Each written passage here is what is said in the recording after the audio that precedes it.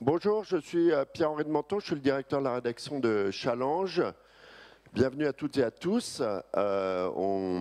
Bravo d'être aussi nombreux, matinaux, mais en fait c'est quand même beaucoup mieux que l'après-midi ici. Je ne sais pas ceux qui étaient là hier après-midi.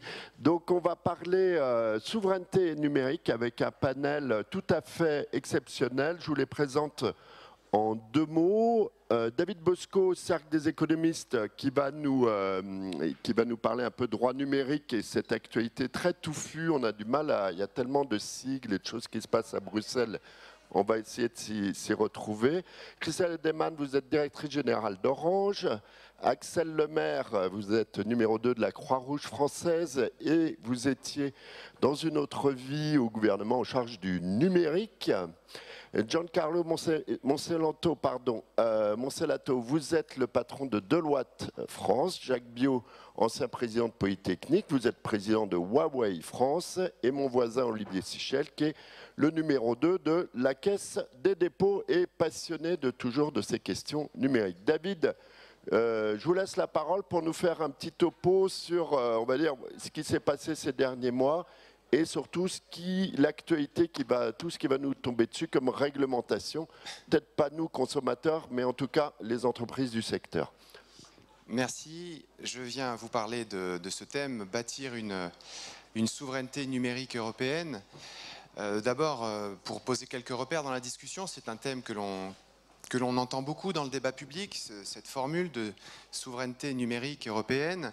Je crois qu'il faut commencer par dire que la souveraineté, c'est l'exercice d'un pouvoir. C'est le fait d'être maître en son royaume. Et si les organisateurs de cette table ronde nous ont invités à réfléchir à l'idée de bâtir une souveraineté européenne, c'est que précisément elle fait défaut. Tout simplement parce qu'elle a été en quelque sorte accaparée par des entreprises étrangères, des entreprises américaines et chinoises. Il est inutile de les rappeler, vous les connaissez tous. Et ces entreprises américaines et chinoises exercent une certaine forme de pouvoir sur les marchés digitaux. Alors, quelle a été la réaction de l'Europe? Quelle doit être la réaction de l'Europe face à ce pouvoir des plateformes américaines? Eh bien, je dirais qu'il faudrait mettre l'idée de souveraineté au pluriel. Il y a au fond plusieurs émanations de souveraineté dans le débat européen. D'abord, il y a une souveraineté très classique, qui est une souveraineté qui en quelque sorte vient d'en haut, souveraineté d'ordre public, qui a été de mettre en place une réglementation pour réguler plutôt que d'interdire. Des systèmes moins démocratiques que le nôtre auraient pu penser à démanteler les entreprises du numérique. C'est même un débat qu'on a eu un peu en Europe, reconnaissons-le.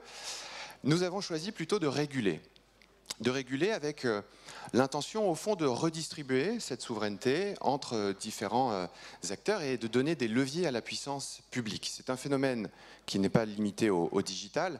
Il y a quelques semaines, la Commission européenne vient d'obtenir un accord entre le Parlement et le Conseil pour permettre un contrôle des subventions des États étrangers vers leurs entreprises qui viennent jouer le jeu de la concurrence en Europe et protéger les intérêts européens. Mais restons focalisés sur le digital. Nous avons vu une poussée impressionnante de textes pour réguler le pouvoir de marché des GAFA. Je pense par exemple, il est difficile d'être exhaustif, je pense par exemple à la directive en 2018, SMA, sur les contenus et les médias, pour au fond réguler le pluralisme des médias.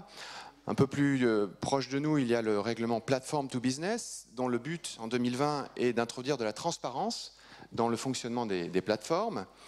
Le Digital Markets Act et le Digital Services Act en 2022. Ce sont deux textes très importants qui mettent en place une régulation, comme on dit, ex ante parmi les juristes, une régulation a priori pour imposer des obligations structurantes aux entreprises digitales et faire en sorte qu'elles n'imposent pas des conditions déloyales et qu'elles ne verrouillent pas les marchés européens. Et puis bientôt, le Data Act en 2023, le Data Governance Act aussi, qui vont réglementer l'usage de nos données, notamment autour de l'Internet des objets. Et plus loin, l'Artificial Intelligence Act qui va arriver en 2023.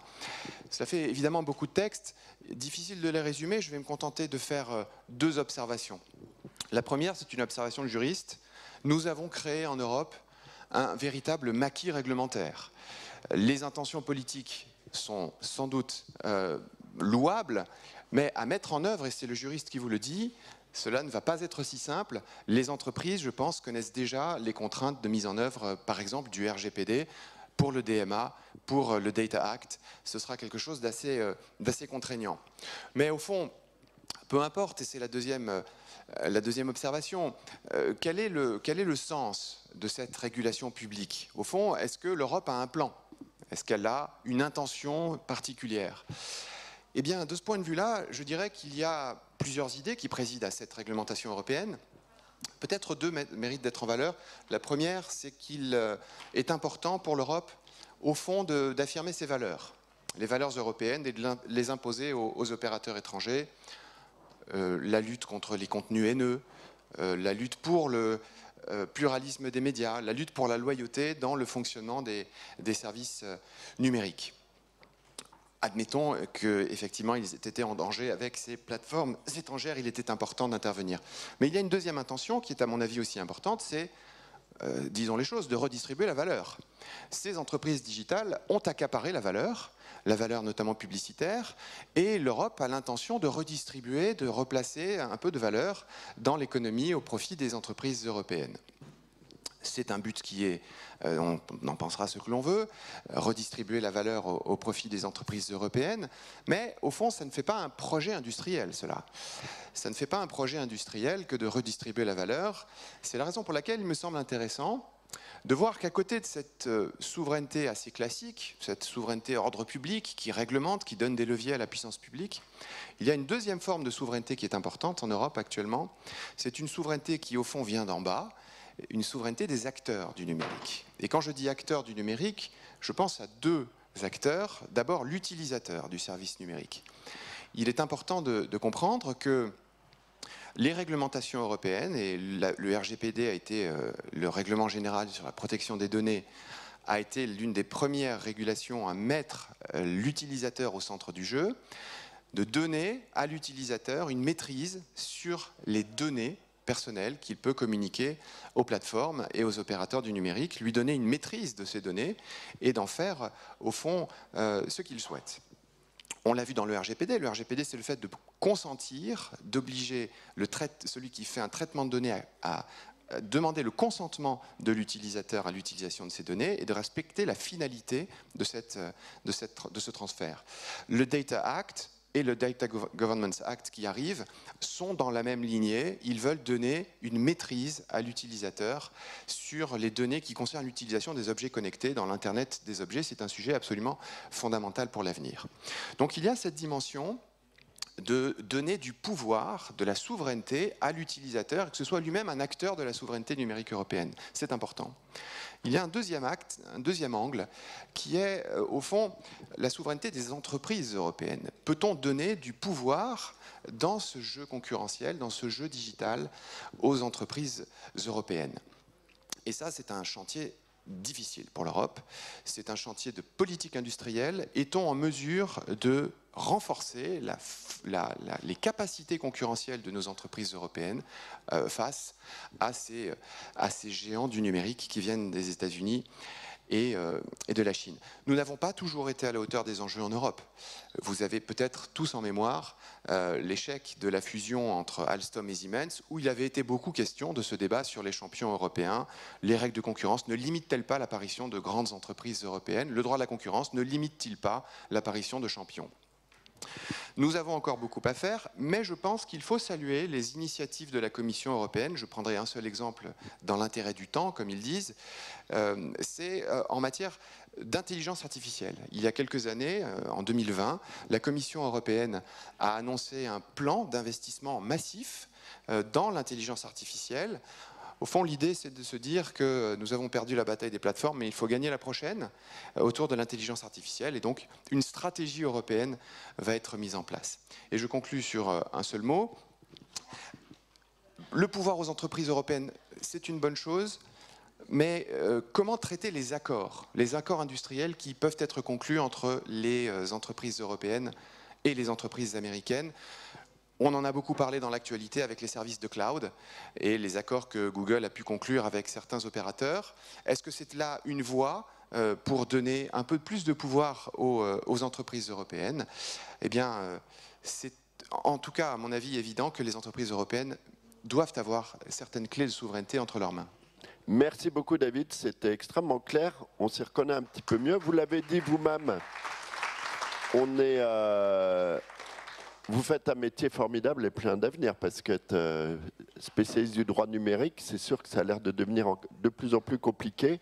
En tout cas, on s'y retrouve un petit peu mieux. Moi, j'ai retenu que les utilisateurs finaux avaient une grande part à jouer, que c'était dans cette stratégie qui semble se dessiner. L'idée était de les rendre autonomes et responsables sur l'utilisation de leurs données. Alors je voulais savoir, Christelle Edelman, vous les connaissez bien, ces utilisateurs. Est-ce qu'il y a une forme de pédagogie?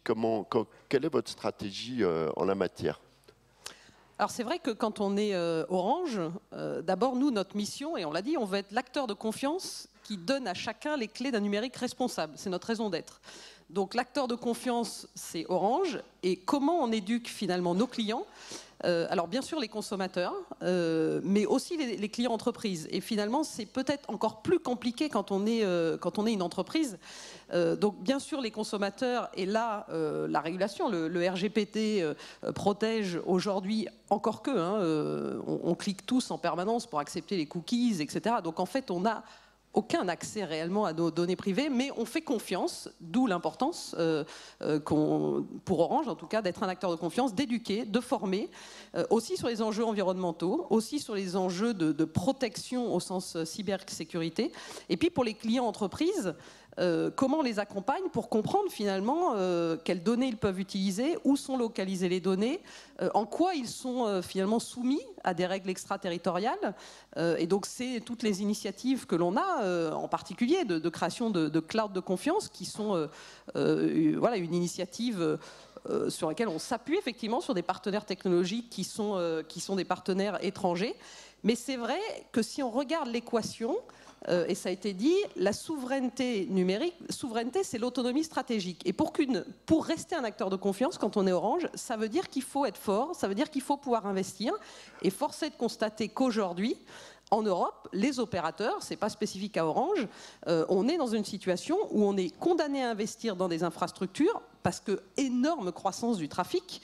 On prévoit une multiplication par 3 ou par 5 du trafic dans les 6 prochaines années, qui est essentiellement capté par quelques acteurs, les grands fournisseurs de contenu, donc 5 acteurs qui finalement nous forcent à investir. Et l'enjeu pour nous de la souveraineté, bien sûr éduquer les clients, mais surtout travailler avec les acteurs qui finalement forcent certains comportements. On va y revenir. Je voudrais juste, il y a eu un appel de grands patrons de l'énergie la semaine dernière, un appel à la sobriété énergétique. Est-ce qu'on pourrait imaginer que Orange et d'autres lance un appel à la sobriété numérique, parce que tout le monde utilise des quantités de bandes passantes pour des raisons très futiles et inutiles. Et en fait, est-ce qu'on ne pourrait pas imaginer une approche comme ça très rapidement? Alors responsabilisation, comme il y a une responsabilisation sur les données, qu'il y a une responsabilisation. Le numérique aujourd'hui, c'est une très très faible partie de la consommation énergétique. Notre enjeu, c'est plutôt d'éduquer entre les acteurs du numérique, de construire un numérique qui justement n'augmente pas les consommations énergétiques. Donc la sobriété numérique, je ne pense pas que justement dans les valeurs européennes du numérique, on veuille limiter, contraindre les usages. La liberté d'utilisation du numérique est très importante dans les valeurs européennes, et donc il ne faut surtout pas qu'on donne l'impression qu'on va vouloir finalement casser ce qui fait une force du numérique en Europe. C'est pas du tout une bonne idée selon vous, ni ce qui ne veut pas dire qu'on doit inciter chacun à être responsable dans ses usages, mais certainement pas avoir quelque chose qui remettra en cause une des forces du numérique en Europe. Axel Lemaire, est-ce qu'il y a une prise de conscience et une réalité sur la protection des données personnelles par les utilisateurs en Europe? Bonjour à toutes et tous, oui. Très net, si on avait eu cette table ronde il y a 10 ans, on n'aurait pas utilisé les mêmes termes. Souveraineté, c'était un gros mot. Souvenez-vous, lorsque le ministre du redressement productif a voulu s'opposer au rachat de Dailymotion par Yahoo, les entreprises étaient scandalisées parce que c'était trop intrusif. Encore faut-il savoir de quoi on parle. Pour moi, la souveraineté, ça serait l'équivalent de la fermeture des marchés. Ça voudrait dire, oui, on interdit Huawei en France, oui, on interdit TikTok, par exemple, comme l'ont fait les Indiens, ce qui a permis à l'Inde de voir émerger une dizaine, une vingtaine de TikTok indiens. Mais ça veut aussi dire qu'on ne peut plus exporter nos vins, qu'on ne peut plus exporter nos rames de métro. La Chine a interdit les GAFA, vous voyez ce que je veux dire. Voilà, mais ça c'est de la souveraineté. Oui. Je crois que la position française et européenne de plus en plus, c'est celle de la défense d'une autonomie stratégique, comme l'a dit Christelle, et derrière autonomie stratégique, il y a liberté de choix. En fait, le vrai problème, c'est qu'aujourd'hui, on n'a pas le choix. Et nous sommes tous très schizophrènes parce que les services numériques, que ce soit les magasins d'applications, les places de marché, les réseaux sociaux, ça nous apparaît comme gratuit. Donc, on n'a pas envie de laisser tomber une facilité d'accès, des outils tellement faciles à utiliser et qui sont gratuits contre une notion théorique. Regardez les jeunes diplômés qui se rebellent sur les campus des grandes écoles en ce moment. C'est pas au nom de la souveraineté industrielle et numérique, hein. C'est au nom de la protection de l'environnement. Voilà. Donc, autonomie stratégique, ça veut dire liberté de choix. Et ce qui est extraordinaire, je trouve, c'est qu'il y a une notion européenne de régulation. Les anglo-saxons considèrent que regulation, c'est intrusif. C'est on impose des contraintes réglementaires qui nuisent à la croissance des entreprises. En Europe, la régulation sont les conditions d'accès au marché et d'utilisation des outils par les consommateurs qui permettent une plus grande ouverture et donc une liberté de choix. J'en viens juste très rapidement au RGPD. Le RGPD, on ne l'a pas dit, mais c'est d'abord et avant tout là pour protéger la vie privée.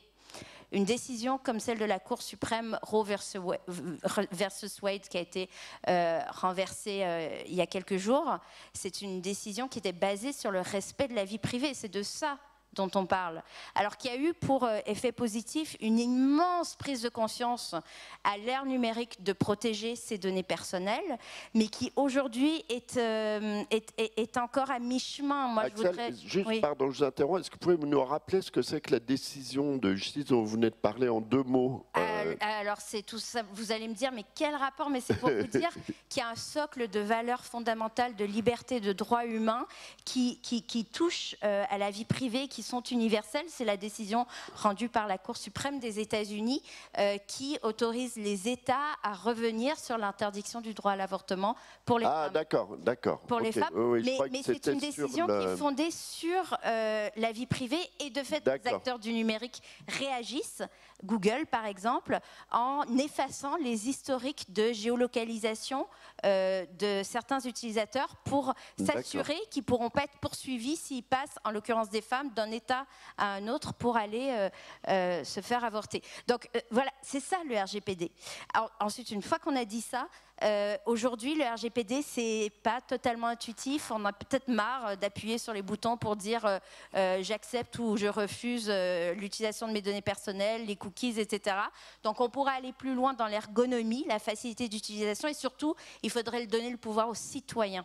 C'est-à-dire que ce qui fait la force des GAFAM, c'est le fait qu'ils utilisent des données de manière massive et collective et qu'ils puissent en faire l'analyse prédictive et ensuite les repousser aux consommateurs. Il faudrait qu'en face, il y ait une force collective citoyenne. Ça veut dire quoi? Ça veut dire introduire l'action de groupe lorsqu'on veut contester certaines pratiques de la part des géants du numérique. Aujourd'hui, nous sommes seuls. Nous sommes une addition d'individus par rapport à ces entreprises. Demain, il faudrait qu'on puisse ensemble aller devant les juridictions. Ok, Gianmarco, vous avez fait une partie de votre carrière chez Deloitte à Bruxelles. Vous connaissez, il me semble me rappeler, donc vous connaissez par cœur les mécanismes de fonctionnement de la Commission, etc. Comment vous analysez ce déluge de réglementation, ce maquis, dont même un grand juriste vous parle de maquis, ça devient inquiétant. Est-ce que vous voyez une ou deux lignes fortes quand même sur cette actualité du juridique numérique européen? Oui, il y a un maquis réglementaire, et je conclurai sur ce point, mais avant, je pense que le danger de l'Europe, c'est de se penser comme un arbitre de la révolution numérique. Or, le danger, c'est que c'est jamais l'arbitre qui gagne le match. Et c'est un match qu'on doit gagner. Donc, plutôt que de penser que la régulation va tout régler, la régulation est extrêmement importante, mais elle ne suffit pas. Il faut bien comprendre que la souveraineté numérique n'existera que si l'Europe parvient à maîtriser la numérisation de l'économie, au-delà des gens du numérique. Le numérique est partout. Et sur ce sujet, j'ai 3 convictions. La première, c'est que véritablement, quand on parle numérique, on parle données. Et que chaque dirigeant doit avoir une stratégie de la donnée. Ce n'est pas un simple sujet technique de direction de système d'information. J'en veux pour preuve, quand on en parlait tout à l'heure, le 25 mars dernier, quand le président Biden et la présidente von der Leyen font leur discours commun sur le sol européen à propos du conflit en Ukraine, qui est un moment historique, ils parlent de quoi? Ils parlent évidemment de la guerre en Ukraine, ils parlent évidemment du sujet des réfugiés, ils parlent de la question des hydrocarbures, et enfin ils parlent des données. Sujet stratégique et historique. Donc si c'est un sujet stratégique pour eux, ça doit l'être pour tout dirigeant d'entreprise. Quelle est ma politique de données et surtout comment je l'enrichis? Parce que la donnée brute, elle n'a aucune valeur. Ce qui a de la valeur, c'est la donnée enrichie, traitée, calculée avec des vastes ensembles qui dépassent souvent les frontières quand on est un petit pays comme la France, parce que la loi avec des grands nombres fait qu'on a besoin de nombres. Et c'est là que j'arrive à une seconde conviction, c'est que la souveraineté numérique n'existera que si en France on rattrape notre retard sur le cloud. Pour pouvoir avoir la puissance de calcul, pour pouvoir avoir les usages, il faut migrer sur le cloud assez rapidement. Et une étude d'un membre du cercle des économistes, Christian Saint-Étienne, démontrait que les entreprises qui adoptent le cloud ont un taux de croissance 1,5 fois supérieur aux autres. Et surtout, il estime le marché en France de la migration vers le cloud pour les entreprises qui auraient migré à 16 milliards. Donc on en aurait besoin de ces 16 milliards. Or, aujourd'hui en France, le taux d'adoption du cloud par l'entreprise, c'est 27%. En Union européenne, c'est 36%. En Allemagne, c'est 33%. Si on ne rattrape pas ce retard, le débat sur la souveraineté numérique sera un débat théorique de professeurs d'université. Donc il y a un vrai enjeu de migration qui pose le dernier enjeu, celui de la puissance de calcul. On a perdu la bataille de l'Internet. On a perdu la bataille des plateformes numériques. Si on veut gagner ou être un acteur de la numérisation de l'économie, tout va se jouer dans le calcul, et notamment les puissances de calcul quantiques. Le président de la République a annoncé un plan de 1,8 milliard d'investissement dans le quantique. C'est un bon début, mais c'est qu'un début. Il faut qu'on arrive à maîtriser le calcul. Il faut qu'on soit un acteur à part égale avec les États-Unis sur le calcul des données, le traitement des données et l'enrichissement des données. Et alors, notre discours de régulation qui est très fort en Europe et qui est pertinent et qui est nécessaire. Mais là, il aura vraiment sa puissance parce que, je conclurai sur ce point, si on arrive pour une fois en Europe à être à la fois l'arbitre et le joueur, là, peut-être qu'on va gagner ce match. Merci beaucoup, c'est très clair. Donc, le numérique, c'est du cloud, c'est du soft, c'est aussi du hard, c'est des équipements. Huawei est un champion mondial en la matière. Alors, on le sait, il y a eu pas mal de polémiques, de débats. On parlait du débat sur la souveraineté, donc effectivement, concerne beaucoup les GAFA, les Américains, mais aussi les Chinois. Il y a eu pas mal de débats sur le fait que le président de Polytechnique puisse devenir président de Huawei France. Je voulais savoir comment vous avez vécu ça et où est-ce qu'on en était dans cette souveraineté, on va dire, du hardware, parce qu'il faut bien avoir des tours, des tas d'équipements pour faire passer toutes ces données, etc. D'abord, merci au Cercle des économistes de m'accueillir effectivement comme partenaire industriel après m'avoir accueilli pendant des années comme invité intellectuel. Et effectivement, je vais vous parler à la fois comme ancien président de l'IX et comme président de Huawei, aussi comme ancien rapporteur sur les pénuries de médicaments, parce que c'est un autre sujet, hein, la santé très sensible, sur la mission que m'avait confiée Édouard Philippe. Alors d'abord, rappelez très fortement que la souveraineté, c'est pas l'autarcie. Hein, c'est pas je veux dire, l'autarcie n'est pas possible dans le médicament, elle n'est pas possible dans les équipements. On revient toujours, au bout du compte, à des intrants qui sont des matières premières. Dans tous les équipements, il y a du pétrole, il y a des métaux rares, il y a beaucoup de choses. Et il y avait hier une excellente table ronde sur l'économie des matières premières qui montre bien qu'on ne peut pas fermer les frontières et vivre dans notre petit champ carré. Donc ça, c'est le premier point. Et donc, qu'est-ce que c'est la souveraineté si ce n'est pas l'autarcie? C'est la maîtrise de son destin. Hein, je rejoins un peu Axel sur ce versant-là. C'est vraiment la capacité à ne pas être désarçonné par des attaques. Bon. Alors, moi, je vois 3 grands axes à développer pour qu'un pays conserve sa souveraineté dans le domaine du numérique et notamment dans le domaine des équipements. Premier, qui est fondamental de mon point de vue, c'est la science.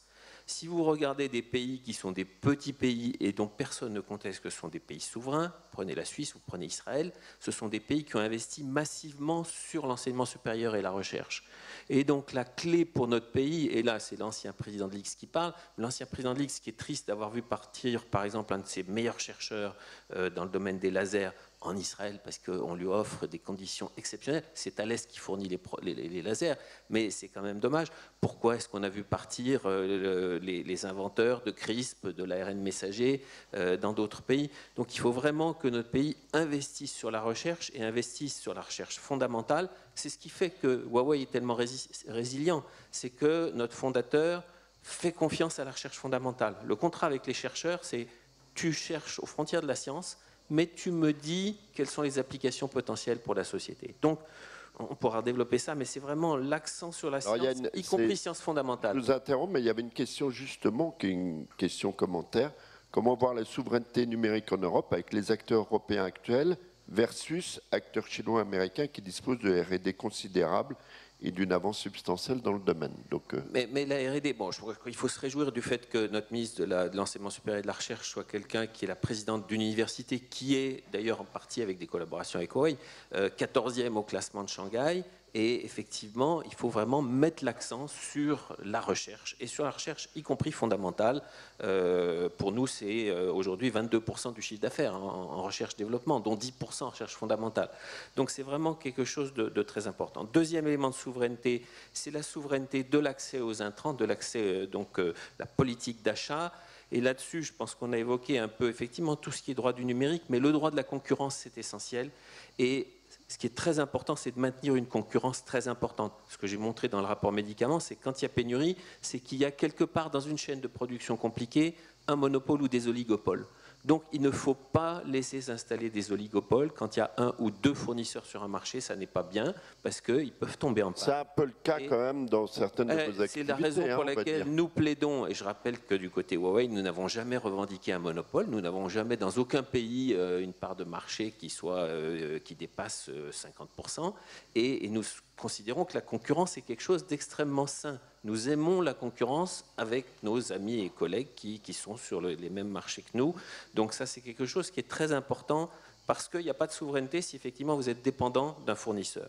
Et puis le troisième élément de souveraineté, je crois que c'est vraiment celui de l'acceptation sociétale, parce qu'un pays n'est pas souverain quand il est archipélisé, et qu'une technologie ne peut pas être, j'allais dire, portée au nu quand elle est critiquée par une partie de la société. Et donc là-dessus, on a tous les uns et les autres des gros efforts à faire.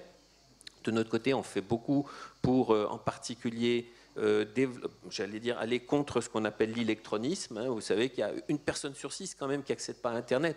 Donc se dire qu'on va être souverain sur le plan du numérique alors qu'on a des gens aujourd'hui encore dans ce pays qui ne peuvent pas remplir leur déclaration de revenus parce qu'ils n'accèdent pas à Internet, c'est un vrai sujet. Et on a, avec des associations, dont certaines, je crois, sont dans la salle, des accords pour, on a équipé un camion pour aller dans les quartiers et éduquer les gens qui n'ont pas accès au numérique et leur apprendre. Et ça, c'est très important. Et donc, responsabilité sociétale, c'est trois choses de notre point de vue. C'est à la fois la générosité, c'est le fait qu'on soutient effectivement ça, on soutient les startups, c'est aussi le respect de l'environnement avec un développement très important, et on a avec les grands opérateurs des collaborations pour faire en sorte que le numérique soit le moins consommateur possible. Ça a été dit par Christelle tout à l'heure, le numérique économise beaucoup plus d'énergie, et donc sur le solaire, sur le data center, on a également de magnifiques projets. Et puis c'est le respect, la transparence. Et là-dessus, j'invite tous ceux qui sont intéressés à visiter notre centre on a un centre de transparence à Bruxelles où on peut désosser nos matériels et vérifier qu'effectivement, il n'y a pas de loup. Il n'y a pas de micro dans Et pour terminer, je voudrais juste sur la relation entre le droit et la souveraineté, rappeler cette maxime de Pascal que je trouve très importante. Vous vous souvenez, n'ayant pu faire que ce qui était juste fut fort, on a fait que ce qui était fort fut juste.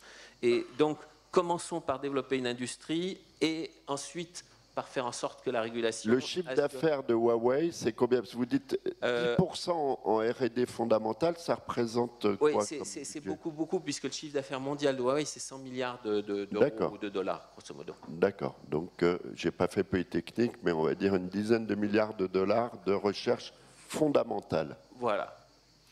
Olivier, Alors, vous avez des hautes fonctions à la Caisse des dépôts. Vous êtes depuis toujours un apôtre, un défenseur de la liberté sur le numérique.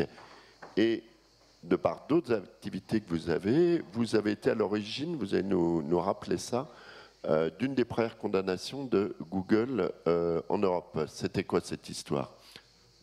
C'était un abus de position dominante caractérisé, puisqu'à l'époque, je dirigeais leguide.com, qui était un des leaders européens des moteurs de recherche dans les guides de shopping, et que du jour au lendemain, Google a mis tous les sites européens de leguide.com dans les tréfonds de son classement et installé en tête de gondole Google Shopping. Et pour cela, il a été condamné à 2,7 milliards d'amende, à l'interdiction de cette pratique, qui était une position dominante qui venait dans une stratégie de se dire je commence par les moteurs de recherche shopping, puis la comparaison financière, puis la comparaison dans l'assurance, puis la comparaison dans l'hôtellerie. La stratégie était assez claire et ça a été cassé. Et c'est vrai que vous voyez que l'environnement de régulation, il sert quand même aussi à protéger des entreprises européennes qui peuvent à un moment investir, faire de la R&D, mais si vous avez des comportements prédateurs en partant sur un monopole, puisqu'on était en monopole de Google, vous n'y arrivez pas. Et donc pour ça, j'ai monté un think tank qui s'appelle Digital New Deal, dont d'ailleurs Axel est administrateur, pour trouver cette troisième voie pour avoir un Internet européen, plus européen, avec des grands groupes européens forts, puissants, c'est des raisons, et puis plus humanistes pour respecter nos valeurs. Et dans ces valeurs, il y avait les données personnelles, et donc on le voit bien sur le sujet des données personnelles. On vient de publier, c'est sur notre site digitalnewdeal.org, un deuxième rapport sur le RGPD Acte 2, qui a été fait d'ailleurs sous l'autorité d'Axel. On voit des choses encore étonnantes. Je vous incite à regarder. On a regardé par exemple sur un site de rencontres gays scandinaves une enquête « Qu'est-ce que deviennent nos données ?» Vous seriez étonné de voir où transitent ces données. On a fait des tests aussi et demandé, on a le droit dans le RGPD de voir où viennent les données. Vous seriez étonné de voir le nombre d'intervenants sur la chaîne de valeur, des agrégateurs, des revendeurs, des retrieurs qui passent dans les données et sur des sujets qui sont un petit peu délicats quand même. On a regardé ce qui se passait sur par exemple un site qui permet d'avoir les horaires des mosquées. Tout ça, c'est quand même... Donc ça veut dire que ça ne sert à rien, toutes ces déluges de réglementation Alors vous avez quand même, à mon avis, une asymétrie entre des grandes entreprises qui le respectent très fortement. Je suis sûr que chez Orange, le RGPD est parfaitement appliqué.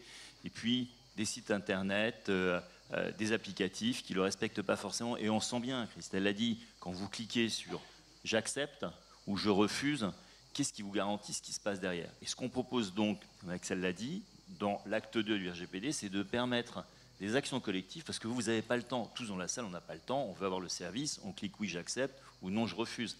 Mais vous avez des gens, des avocats, qui vont faire des actions collectives, qui vont descendre les conditions générales d'utilisation, qui vont demander, puisque c'est permis par la RGPD, de tracer ces données et de faire des actions pour voir si effectivement le cadre posé est respecté. Alors, juste un petit témoignage presque personnel, professionnel mais personnel. La mise en place du RGPD a été une catastrophe pour les sites d'information. Nous, on a dû dépenser beaucoup d'argent pour mettre en place.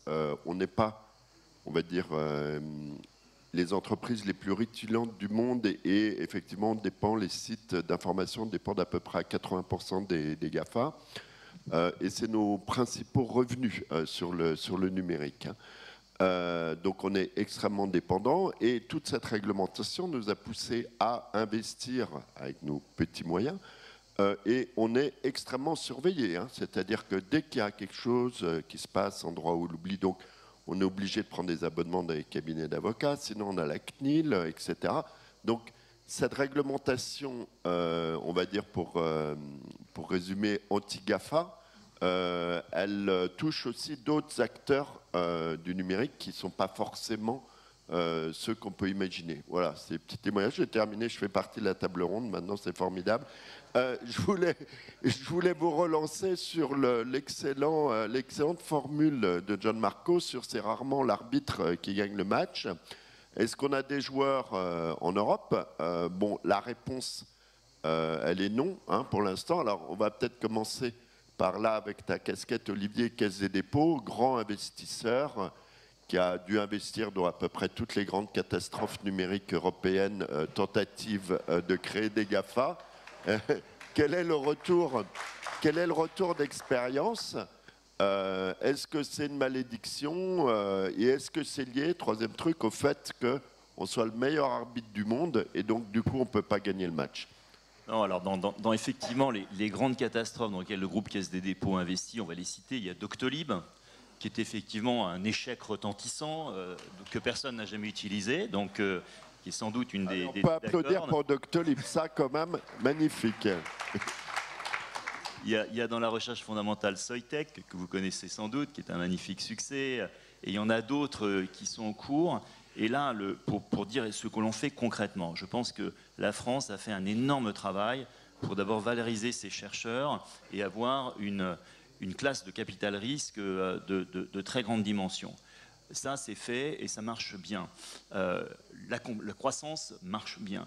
Ce qu'on est en train de travailler, et ça a été une grande annonce qu'on a faite ces jours derniers, c'est la phase des introductions en bourse, pour éviter que les sociétés partent au Nasdaq, parce qu'à ce moment-là, en réalité, on les a perdues.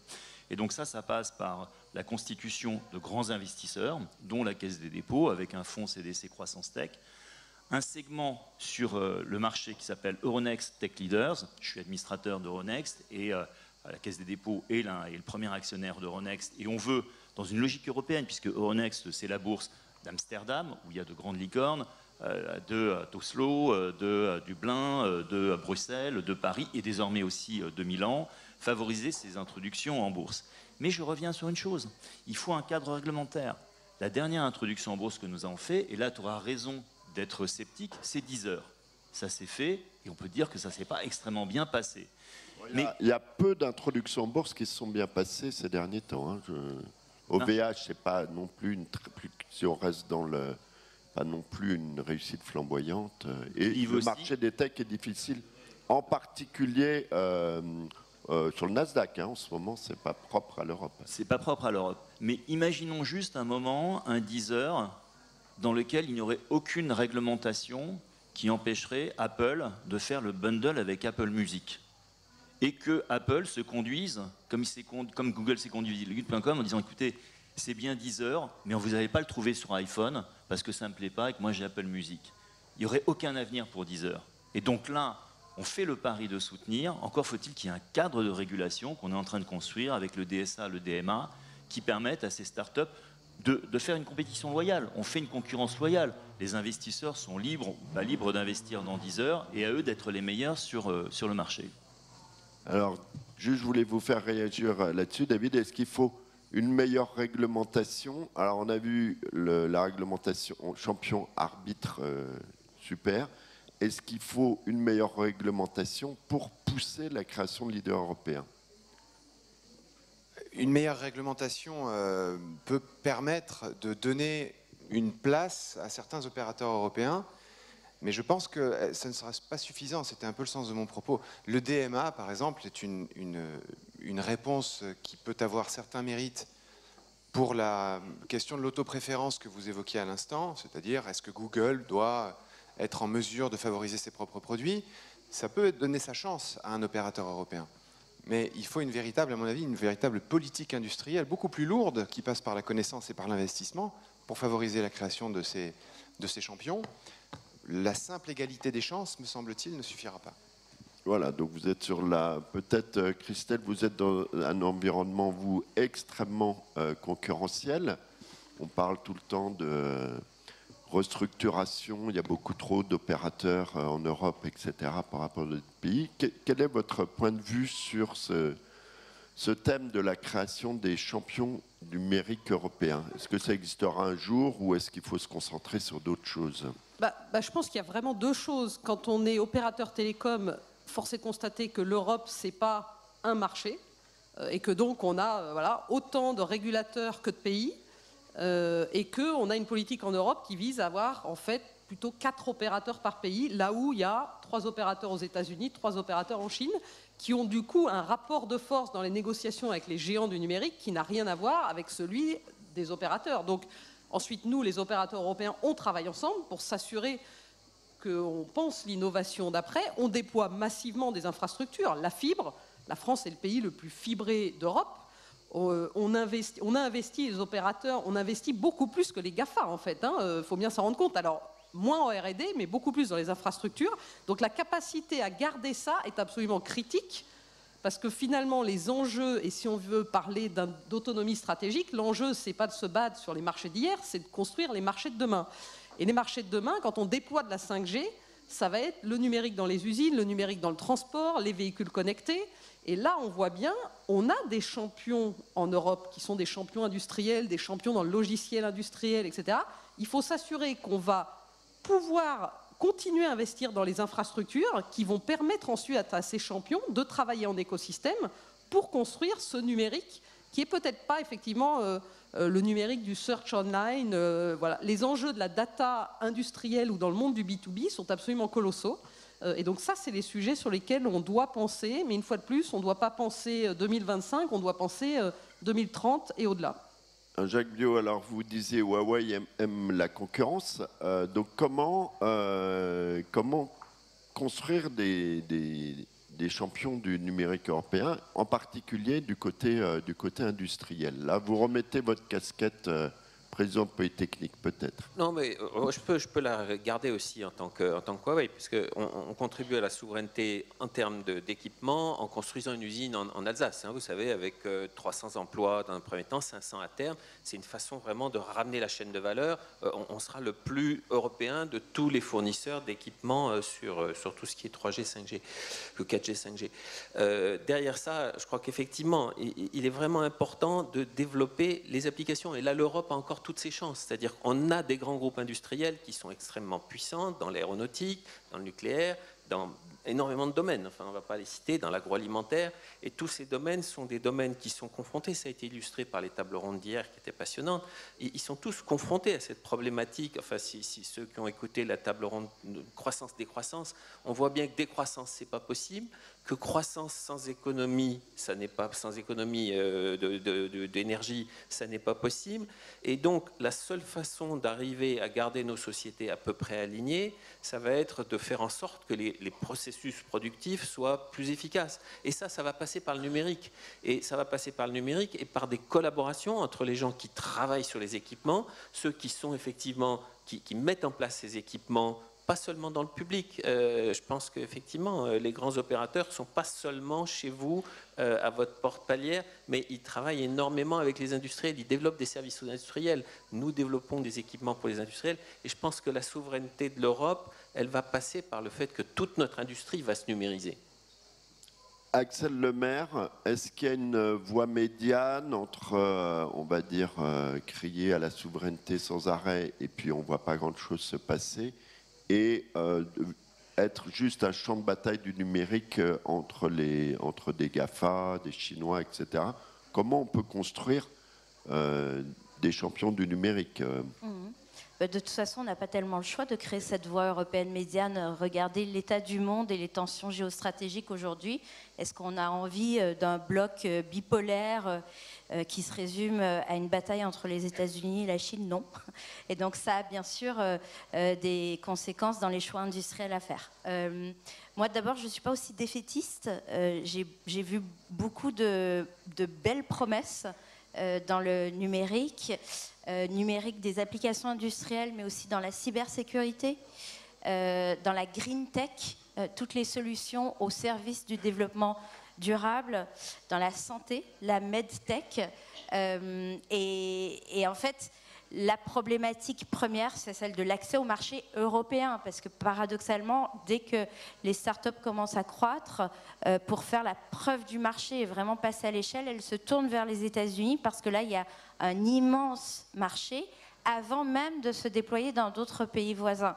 Alors j'ai une conviction, c'est que le développement de la traduction automatique, donc par l'intelligence artificielle, va être une chance pour ces startups, parce que le coût d'entrée linguistique dans ces autres pays diminue très très fortement, et donc l'air de rien, le fait de ne pas avoir à tout adapter dans 27 langues, ça va faciliter aussi le déploiement en Europe. Et puis on en a parlé déjà, la condition de l'investissement est sine qua non. Aujourd'hui, on en a conscience. Je pense que ce n'est pas encore suffisant, et ce n'est pas encore suffisant dans la recherche fondamentale. La Caisse des dépôts et consignations, elle alimente beaucoup les entreprises pour leur développement applicatif et opérationnel, très peu la recherche fondamentale. Aujourd'hui, il y a encore une fracture entre ce qui se passe dans la recherche et ce qui se passe dans les entreprises, mis à part la R&D privée, n'est-ce pas? Et ça, je pense que tant qu'on n'aura pas craqué cette problématique, on ne sera pas totalement à la hauteur de nos ambitions. Un dernier mot sur le cloud. Là aussi, je crois qu'on n'a pas dit notre dernier mot. On dépeint toujours le paysage en disant aujourd'hui entre Microsoft, Google et Amazon, il n'y a pas d'autre choix. C'est pas vrai. C'est pas vrai. Il y a Scaleway, il y a OVH Cloud, il y a Clever Cloud, il y a d'autres acteurs équivalents en Allemagne. Ce qui manque, c'est l'éducation. Aujourd'hui, il y a plein de DSI, de directeurs informatiques, qui se disent souverainistes, mais qui n'osent pas assumer leur choix. Alors que, bon, peut-être que d'un point de vue technologique, ce qu'on leur vend aujourd'hui n'est pas parfait et pas exactement équivalent à ce que peut faire Amazon. Il n'empêche que si on leur donne leur chance à ces acteurs, et donc si on assume collectivement ce choix, alors là, je pense qu'ils peuvent vraiment décoller. Alors, c'est pas tellement à la mode, mais je vais vous poser une question. Si, mettons que je dirige le gouvernement français, je confie une mission à Deloitte, et dans quoi il faut investir on ne peut pas tout faire, hein, sur le search sur Internet. C'est peut-être un petit peu compliqué de créer un champion français ou européen vu la concurrence ou le monopole qui est en face. Mais est-ce qu'il y a des domaines dans lesquels il faut accélérer? Là, j'ai encore des milliards à dépenser parce que tout le monde se fout du déficit budgétaire pour l'instant. Mais donc avec mon quoi qu'il en coûte, où est-ce que je mets l'argent là tout de suite? Bon, alors vous avez allez, il reste 5 minutes, vous avez 1 minute 30. C'est bien, c'est gentil. Donc, puisque j'ai du temps, premièrement, je l'ai déjà mentionné, le quantique. 1,8 milliard, c'est un bon début, c'est pas suffisant. Le quantique va faire la différence dans la capacité de calcul, c'est de 1 à 1000. Or, exploiter la donnée, c'est vraiment la capacité de calcul qui fait la différence. Et aujourd'hui, c'est ce qui donne l'avantage aux Amazones de ce monde par rapport aux nouveaux entrants. C'est que c'est pas le cloud, c'est toutes les applications, toute la puissance de calcul qu'ils mettent. Donc, développer un plan quantique en France, en Europe, pour que dans 10 ans, quand nos successeurs seront là, l'Europe soit un leader ou un co-leader dans le quantique. Deuxième chose, et là, on est dans le domaine public, un investissement massif dans l'université, la recherche universitaire, pour faire de la recherche fondamentale. C'est là où on pêche. On pêche vraiment là-dessus. Il faut le faire. Et troisième point, les marchés de capitaux. La grande force des États-Unis, c'est leur commande publique. Eux, ils sont pas inhibés là-dessus. Et leur marché de capitaux. C'est pour ça que nos meilleurs chercheurs partent aux États-Unis, parce qu'ils ont un accès à des marchés de capitaux que la France ou l'Europe ne peut pas concurrencer.